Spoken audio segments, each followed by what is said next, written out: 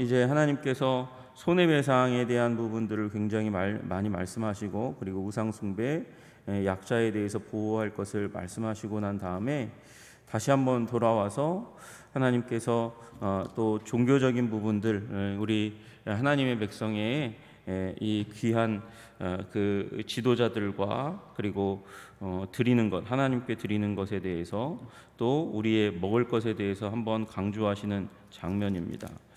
우리는 여기까지 우리 하나님의 율법을 20장부터 이제 하나님께서 십계명을 주시고, 그리고 21장부터 언약서에 기록될 내용들을 주님께서 말씀하시는 이 장면들을 보다가 좀 의문을 갖게 돼야 되는 게 맞습니다.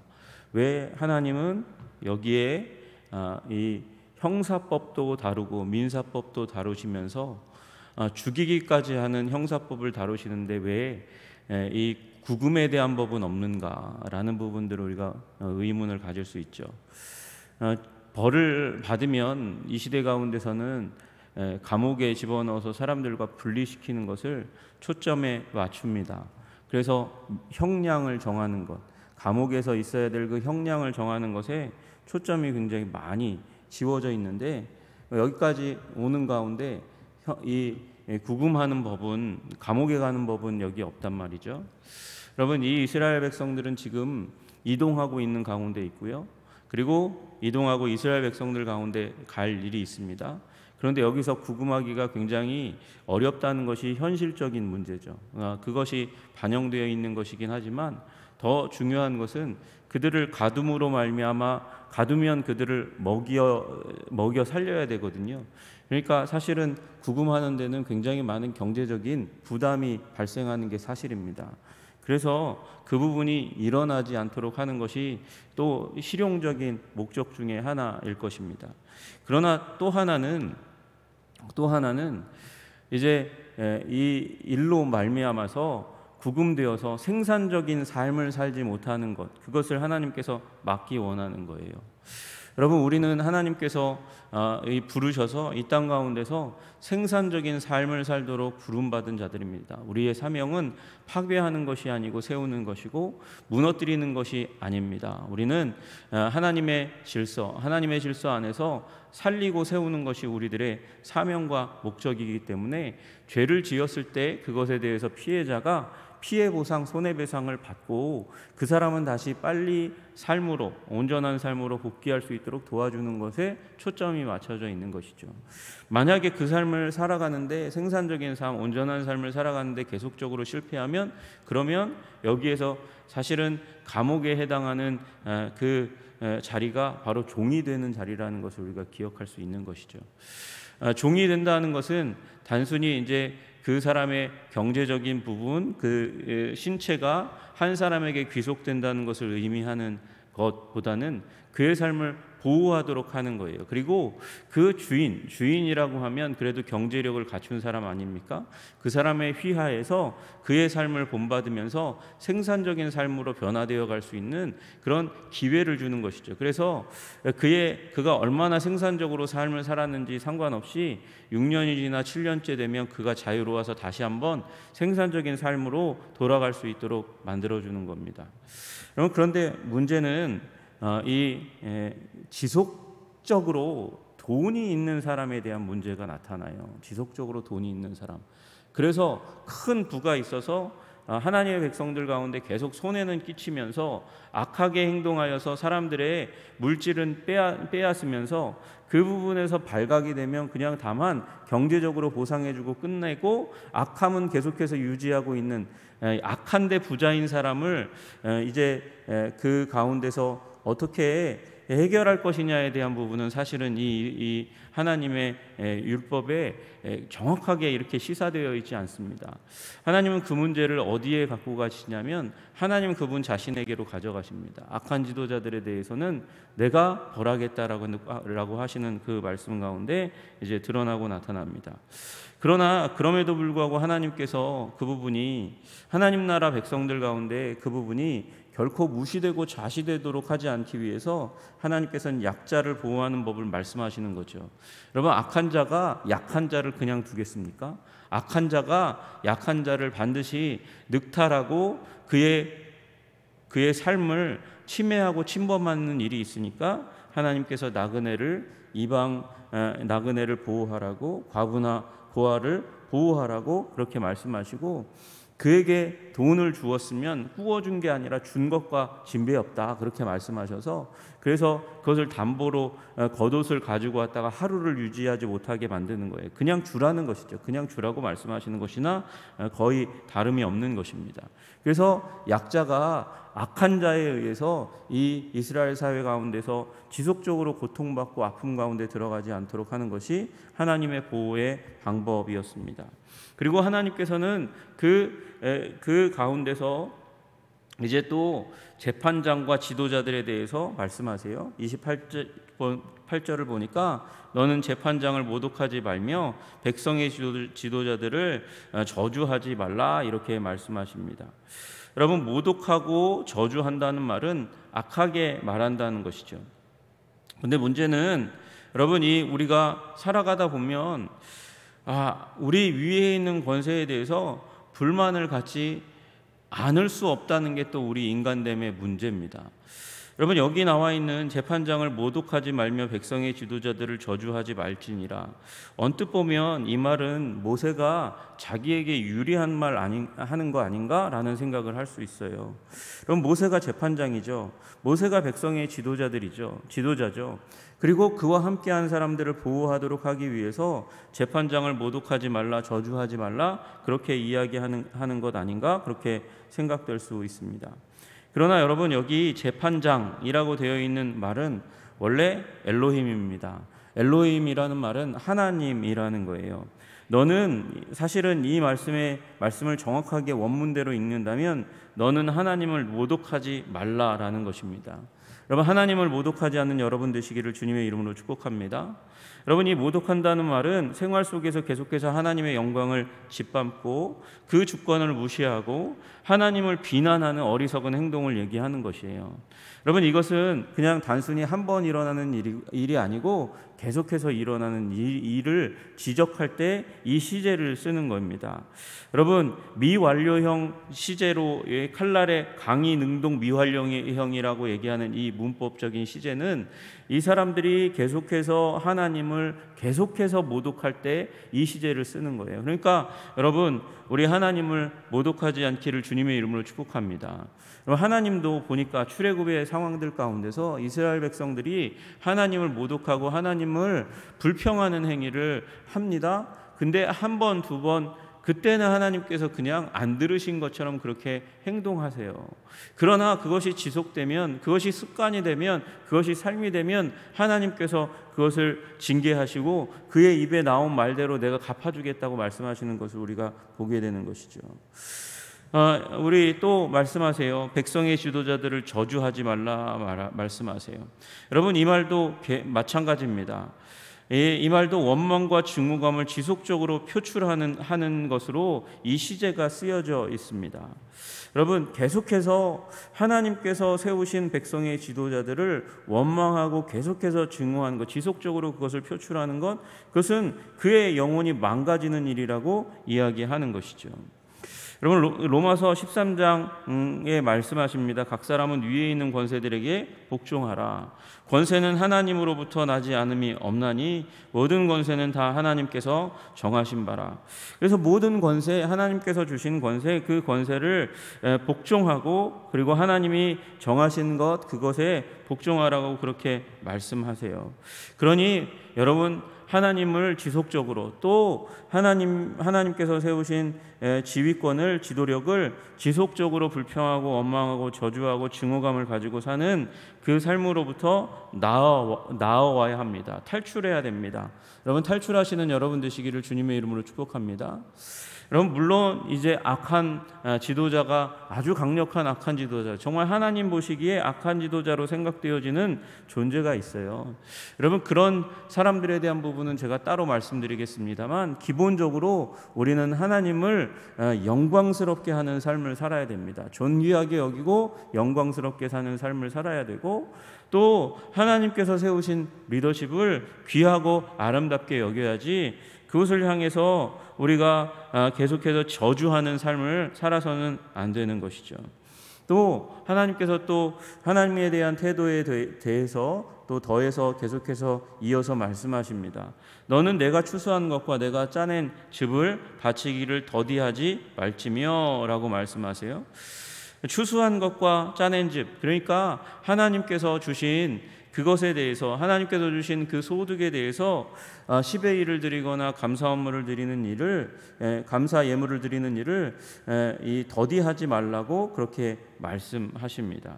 여러분 더디하지 말라, 이 말은 뒤떨어지지 말라는 거예요. 사람들이 드리는 그 가운데서 내가 뒤에 떨어져 있는 그 모습 가운데 가지 말고, 또 추수한 시기로부터 너무 뒤떨어져 있지 말라, 이렇게 이야기하는 것입니다. 뒤떨어지고 뒤에 머물고 늑장 부리는 일을 하지 말라는 것이에요.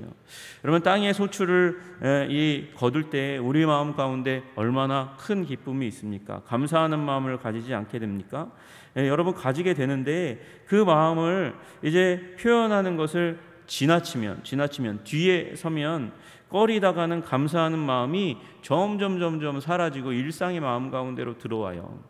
여러분 차 처음 사면, 집 처음 사서 들어가면 굉장히 기쁜 마음이 충만하지만 그게 일주일 이상 가는 사람이 없습니다. 일주일 이상 가면 이상한 사람이에요. 그러면 여러분 그 기쁜 마음이 줄어들면 감사하는 마음도 줄어드는 것이죠. 그래서 뒤에 머물러서 늑장을 부려서, 그래서 그 마음이 퇴색해서 하나님께 드릴 때 감사하는 마음 없이, 기쁜 마음 없이 억지로 드리는 마음을 가지게 되거나 아예 드릴 마음이 없어지게 해서는 안 된다라고 말씀하시는 것입니다. 여러분 하나님께 감사하고 찬양하고 드리는 삶에 힘쓰시기를, 앞서기시기를 주님의 이름으로 축복합니다. 그것이 하나님께서 우리가 복받는 길이라고 말씀하시는 거예요. 하나님의 은혜의 날개 아래 거하는 방식이라고 말씀하시는 것입니다. 앞서시기를, 앞장서시기를 주님의 이름으로 축복합니다. 또 말씀하세요. 이제 내 처음 난 아들들을 내게 줄지며, 그렇게 말씀하세요. 처음 난 아들, 다시 얘기해서 장자를 내게 바치라고 말씀하십니다. 내 소와 양도 그와 같이 하라, 그렇게 말씀하세요. 소와 양도 나에게 달라, 이렇게 말씀하십니다. 이래 동안 어미와 함께 있게 하다가 8해 만에 짐승들은 그렇게 내게 주라, 이렇게 말씀하십니다. 여러분 이 말씀은 무엇입니까? 하나님께 장자를 바쳐야 되고, 그리고 짐승의 첫 번째 난 것을 바쳐야 된다. 여러분 이 말씀은 유월절, 이 애굽에서 유월절을 보낼 때 그때 하나님께서 이스라엘 백성들에게 주신 말씀이에요. 그게 먼저 있었던 말씀이죠. 그렇게 말씀하세요. 이스라엘 자손 중에서 사람이나 짐승을 막론하고 태에서 처음 난 모든 것은 다 거룩히 구별하여 내게 돌리라. 이는 내 것이니라 하시니라. 나귀의 첫 새끼는 다 어린 양으로 대속할 것이요, 그렇게 하지 아니하려면 그 목을 꺾을 것이며 내 아들 중 처음 난 모든 자는 대속할지니라, 이렇게 말씀하세요. 여러분 그러니까 여기에서 하나님께서는 초점이 어디에 있냐, 이 드리는 것의 초점이 어디에 있나 보니까 거룩함에 있어요. 거룩함. 처음 난 모든 것은 다 거룩히 구별하여 내게 돌리라. 여러분 거룩함이란 다른 삶을 의미하는 것입니다. 이방 백성들과 다른 삶을 살기 위해서 너는 거룩하게 구별해서 첫 것을 내게 바쳐야 된다. 그 바칠 때에 사람을 그대로 하나님께 죽여서 바칠 수는 없으니까 대속해야 된다, 이렇게 말씀하시고, 짐승들도 비싼 짐승은 대속해서 바칠 수 있다, 그렇게 말씀하시는 거예요. 그래서 나귀의 첫 새끼는 어린 양으로 대속할 것이요, 그렇게 말씀하시는 것이죠. 그래서 여러분 여기에 기본은 무엇입니까?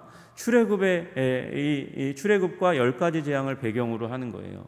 여러분, 이 애굽의 모든 장자들은 다 그날 밤에 죽임을 당했습니다. 그런데 이스라엘의 장자는 죽임당하지 않았습니다. 짐승이나 또 사람이나 다 죽임당하지 않았습니다. 왜 그랬습니까? 문설주와 문인방에 피 발랐더니 죽음의 사자가 패스오버했습니다. 유월했습니다. 그냥 넘어갔습니다.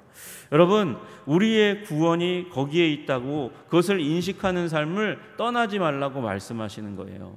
여러분, 하나님께서 출애굽의 역사, 이스라엘 백성들이 너희는 가만히 있어 내가 하나님됨을 알지어다 말씀하시는 그 하나님의 말씀과 권능으로 말미암아 홍해가 열리고 구원받은 것을 기억하라는 것이죠. 너희가 잘나서 잘해서가 아니라 대속해서 누군가 대신 피 흘렸기 때문에 그래서 장자들이 살아난 것을 기억하는 삶을 살아라 라고 말씀하시는 거예요. 여러분, 거룩하게 사는 삶이 우리에게 어디에 있습니까? 여러분과 저는 거룩하게 살 수 있는 능력이 우리 스스로에게는 없다는 사실을 기억해야 돼요. 오직 주님께만 있다는 사실을 기억해야 하는 것이죠. 여러분, 이건 하지 말고 저건 해야 되고, 이건 하지 말고 저건 해야 되고, 이거 만지면 안 되고, 그렇게 하는 금욕주의적인 삶으로는 우리가 거룩하게 될 수 없습니다. 그것은 타종교인들도 다 하는 거예요. 여러분, 그것으로 거룩하게 된다는 망상을 버려야 돼요. 물론 그것을 통해서 거룩하게 보이는 삶을 하나님께서 굉장히 강조합니다. 그러나 그 근원은 무엇인가? 그 근원은 우리를 구원하신 하나님의 은혜라는 것이죠. 누군가가 우리를 위해서 피 흘린 그 피 흘림에 우리의 하나님의 그 피 흘리게 하신 그 하나님의 제도, 은혜의 제도 때문에 우리가 구원받았다는 것이죠. 그리고 이 구약에 10가지 재앙이든지 그리고 홍해의 사건이든지 구약에 나타난 모든 구원의 사건은 십자가 사건의 그림자인 것이죠. 그 십자가 사건을 우리가 기억하면서 우리가 그 예수 그리스도 우리를 위해서 피 흘리신 그분으로 말미암아 거룩한 삶이 시작될 수 있다고 말씀하시는 거예요. 여러분, 우리를 구원하신 하나님, 우리를 위해서 대속하신 예수 그리스도 안에서 거룩한 삶 사시기를 주님의 이름으로 축복합니다. 그리고 우리를 구원하신 하나님께 드리는 것을 아까워하지 않고 기뻐하고 즐거워하는 삶 사시기를 주님의 이름으로 축복합니다. 여러분, 그렇게 예배에 우리의 물질을 드릴 수 있을 만큼 하나님께서 우리의 삶을 지키시고 보호하시고 부으신다는 사실도 기억해야 될 줄로 믿습니다. 또 말씀하세요. 너희는 내게 거룩한 사람이 될지니 들에서 짐승에게 찢긴 동물의 고기를 먹지 말고 그것을 개에게 던질지니라. 그렇게 말씀하세요. 여러분, 여기 나와 있는 짐승에게 찢긴 동물의 고기는 그러니까 이 짐승이 곰이나 사자나 늑대가 잡아 먹고 남은 사체를 의미하는 것이잖아요. 여러분, 아무리 신선하다 해도 여러분, 여기에는 그 순간 어느 정도 이 짐승이 먹고 떠날 만한 시간의 차이가 있게 되는 것이죠. 그렇게 되면 이 흘린 피가 고기에 스며들게 될 수밖에 없습니다. 하나님은 피째 먹는 것을 좋아하지 않으시는 하나님이세요. 그래서 여러분, 하나님께서 이 도축하는 제사 드릴 때에도 짐승을 각을 뜨고 피를 다 뺀 다음에 제사를 드리도록 하거든요. 생명의 근원이 거기에 있다고 말씀하세요. 피째 함께 먹는 것은 악한 것이라고 말씀하시면서 그것을 금하셨는데 짐승에게 찢기면 그게 있을 수밖에 없어요. 그러니까 원래 하나님께서 정하신 그 피를 고귀하게 여기고 피가 사실 고기에 남아있으면 냄새도 좋지 않고 건강에도 좋지 않습니다. 그래서 그것을 금하는 법을 세우시고 그것이 거룩의 표준이라고 말씀하셨어요. 여러분, 우리는 먹는 것도 함부로 먹으면 안 되는 존재입니다. 그래서 그것을 먹지 말고 누구에게? 개에게 던지라고 얘기하는 거예요. 개에게 주라고 얘기하는 것입니다.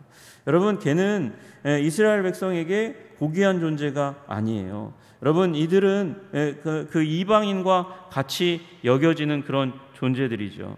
여러분, 그러니까 여러분, 그걸 아까워하지 마세요. 우리는 먹든지 마시든지 무엇을 하든지 하나님의 영광을 위해서 하는 자들입니다. 먹는 것도 마시는 것도 거룩한 것을 먹고 거룩한 방식으로 구별되게 먹으시기를 주님의 이름으로 축복합니다. 그런즉 너희는 먹든지 마시든지 무엇을 하든지 다 하나님의 영광을 위하여 하라.